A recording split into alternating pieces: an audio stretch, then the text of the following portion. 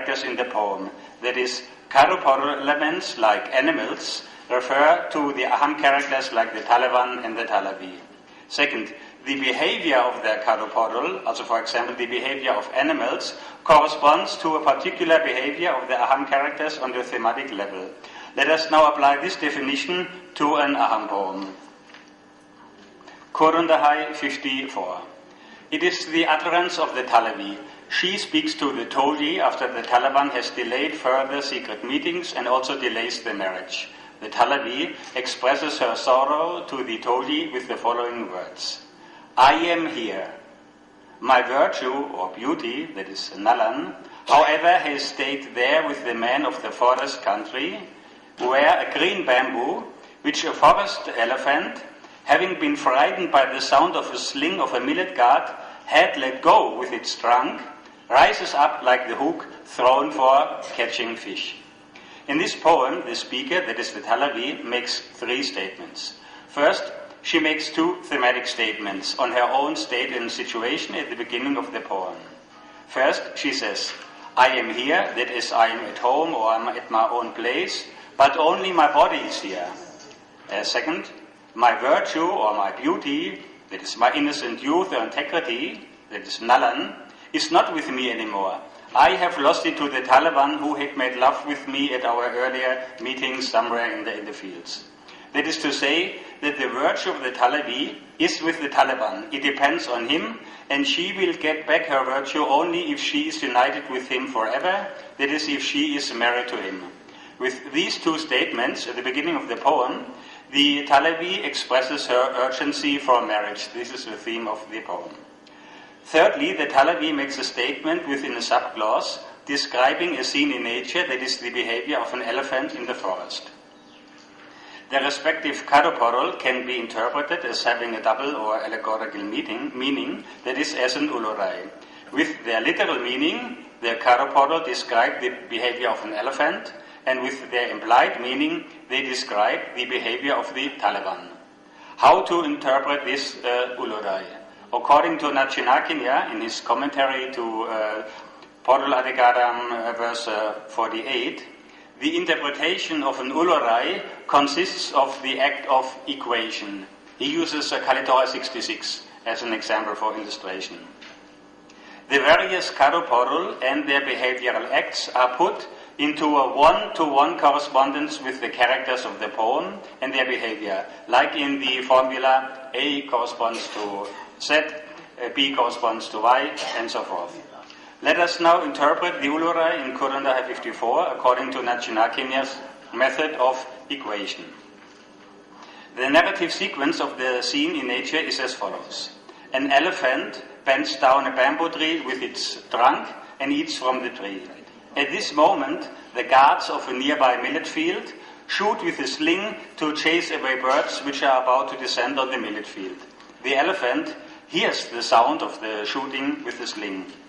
Most probably, stones are shot after the birds, and these stones fly through the trees and produce a rustling sound of the leaves. The elephant, hearing the sound, gets frightened and lets the bamboo off with its trunk and flees the scene. The bamboo then whips up like a fishing rod pulled back.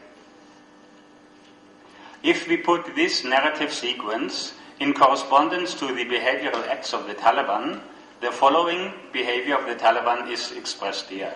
The Taliban, that is the elephant, enjoys the Talavi, that is the bamboo. He has regular love meetings with the Talavi, at which he enjoys there. Suddenly or one day, he hears the gossip by people in the village, that is the sound of the sling, by the millet guards. He gets afraid, and with his hands, that is his trunk, he lets the Talavi, the bamboo, off and flees. That is, he leaves the Talavi and he refrains from further meetings with the Talavi out of fear from the gossip. In your handout you have the formulaic representation of this correspondence. As shown in this formula, and as pointed out by Varadarajan, the distinctive feature of the ulurai is that it operates on a full parallelism, or a full one-to-one correspondence, or a full equivalence between the entities of nature, that is the corporeal elements, and the characters and the entities of the love situation, the protagonists of the love behavior. This correspondence exists also between all the actions or states of the corporeal of the scene in nature and the behavior of the state of mind of the characters of the Aham theme. Then, through this Ulurai, the Thalavi makes in this poem a third statement with the following implied meaning. The Taliban is a coward. So far he has met and enjoyed me regularly. However, as soon as he hears that there is gossip in the village by the people in the village, he gets afraid, he leaves off from me, he does not meet me anymore, and he is also afraid to marry me.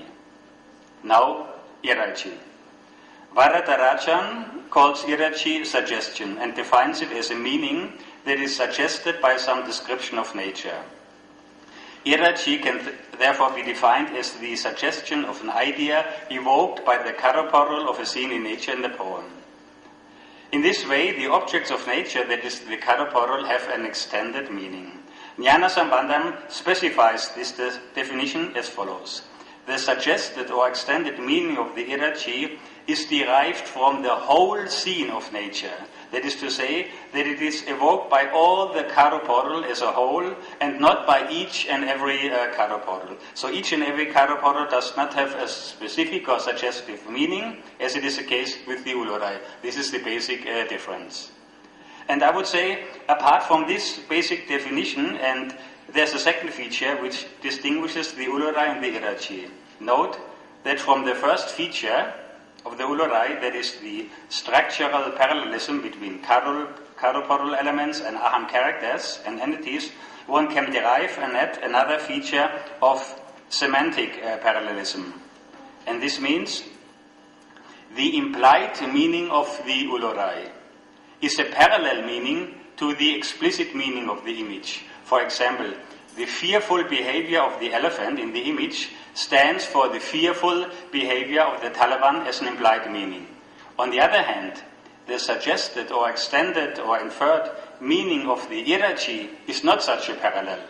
It might be even the opposite meaning. For example, the loving behavior of animals in the image does not suggest the loving behavior of the Taliban, but it may suggest the opposite behavior of the Taliban, the loveless behavior of the Taliban, as in the following example, that is what you have as Pisirandhaiyar 37.